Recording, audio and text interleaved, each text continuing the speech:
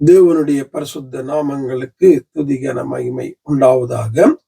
ரோமர் 5ஆம் அதிகாரத்திலிருந்து என் ஆண்டவர் ஆகிய இயேசுவனுடைய அந்த கிருபை, அந்த அன்பு, அவர்களுக்காக செய்த காரியங்களை குறித்து, அவர்களுக்கு வைத்திருக்கிற காரியங்களை குறித்து பார்த்து கொண்டு வருகிறோம். போன செய்தியில நான் சொன்னேன், பாவத்திலிருந்து ஒரு மனிதனுக்கு விடுதலை வேண்டுமானால் அவனுடைய வாழ்க்கையில அவன் யாரா இருந்தாலும் அவனுக்கு இயேசு வேண்டும் என்பதாக சொன்னேன். 8வது வசனம், நாம் பாவிகளாய் இருக்கையில் கிறிஸ்து நமக்காக மரித்ததினாலே தேவன் நம்மில் வைத்த நமது அன்பை விளங்க பண்ணினார். இப்படி நாம் அவருடைய இரத்தத்தினாலே நீதிமான்களாக்கப்பட்டிருக்க கோபாக்கனைக்கு நீங்களாக அவராலே நாம் ரட்சிக்கப்படுவது அதிக நிச்சயமாமே. பாருங்க, நாங்க அவருடைய இரத்தத்தினால நீதிமானாக்கப்பட்டிருக்க கோபாக்கனைக்கு நீங்களாக அவரால் நாம் ரட்சிக்கப்படுவது அதிக நிச்சயமாமே. இரத்தத்தினால நீதிமான் ஆக்கினவர் அந்த ரட்சிப்பையும் எங்களுக்கு தருவார் என்பது நிச்சயம் என்பதாக பவுல் இங்கே சொல்றாரு. பழைய பாவங்கள்ல இருந்து, அதாவது ஒரு மனிதன் இயேசுவை ஏற்றுக்கொள்ளும் வரை, அவன் பிறந்தது முதல் அந்த நாள், அந்த நிமிடம், இயேசுவை ஏற்றுக்கொள்ளுகிற அந்த நிமிடம் வரை அவனுடைய வாழ்க்கையில அவன் என்னென்ன பாவங்கள், கொலை செய்திருந்தாலும் சரிதான், விபச்சாரம் செய்திருந்தாலும் சரிதான், வேற எந்த விதமான பாவம் செய்திருந்தாலும் சரிதான், இயேசுவை ஏற்றுக்கொள்ளும் போது அந்த பாவங்களுக்கு கணக்கு கேட்காதபடி, அதற்கு தண்டனை ஒன்றும் தராதபடி, அதை எல்லாவற்றையும் அவர் மன்னித்து உங்களை புது சிருஷ்டியாய் மாற்றி உங்களுக்கு அந்த ரட்சிப்பை தருகிறார். இது பழைய பாவங்கள், காரியங்கள், அக்கிரமங்கள், மீறுதல், குற்றங்கள் இருந்து அப்படி அவர் தரும்போது அந்த கிருபையாக பெற்ற, இதுக்கு நாங்க ஒரு விலக்கிரயம் செலுத்தல, இதுக்காக நாங்க ஒரு காரியமும் செய்யல, ஒன்று செய்தோம், விசுவாசிச்சோம், அறிக்கை பண்ணோம், அவரை ஏற்றுக்கொண்டோம், இவ்வளவுதான். ஒரு பணம் கொடுக்கல, எங்களை போட்டு அடிக்கல, வெட்டல, கீறல, ஒரு காணிக்க கொடுக்கல, அந்த மேல இந்த மேல, அந்த கோயில் இந்த கோயில், அந்த எந்த ஒரு காரியத்துக்கு நாங்க போக வேண்டிய அவசியம் இல்லை, செய்யல.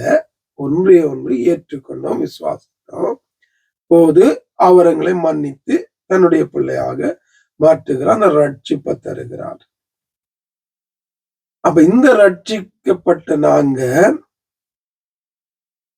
அவர் என்ன சொல்றாரு, நீதிமான்களாக்கப்பட்டு, அவருடைய இரத்தத்தினால நீதிமான்களாக்கப்பட்டு கோபாக்கனைக்கு நீங்களான அவரால அந்த நாம் ரட்சிக்கப்படுவது அதிக நிச்சயமாமே. அப்ப இந்த ரட்சிக்கப்பட்ட நாங்க ரட்சிக்கப்பட்டுட்டோம், இனி எப்படி வாழலாம், எப்படியும் வாழலாம், இன்னும் பாவம் செய்யலான்னு வாழக்கூடாது, அதுல கவனமா இருக்கணும்.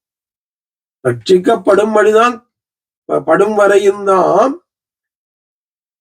அவர் பழைய காரியங்கள், பாவங்களுக்கு கணக்கு கேட்காத ஒரு தெய்வமாய் அவர் இருந்தார். ஆனா ரட்சிக்கப்பட்ட பிறகு எங்களுடைய வாழ்க்கையில நாங்க வேதத்தின்படி வாழ வேண்டும்.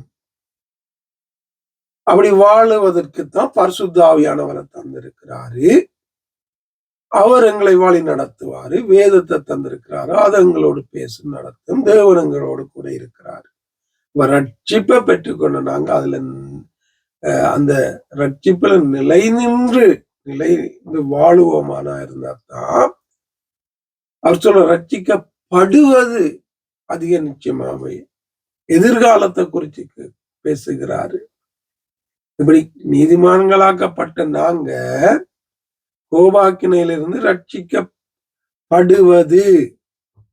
படுவோம் என்பது அதிக நிச்சயமாமே. எப்படி அந்த இலவசமா பெற்ற அந்த ரட்சிப்புல நிலைத்திருந்து தினமும் வாழும்போது நித்திய ரட்சிப்பு, நிரந்தரமான ரட்சிப்பு எங்களுக்கு கிடைக்கும். இதான் மத்தேயு 24 சொல்றாரு, முடிவு பரியந்தம் நிலை நிற்பவனே ரட்சிக்கப்படுவான்.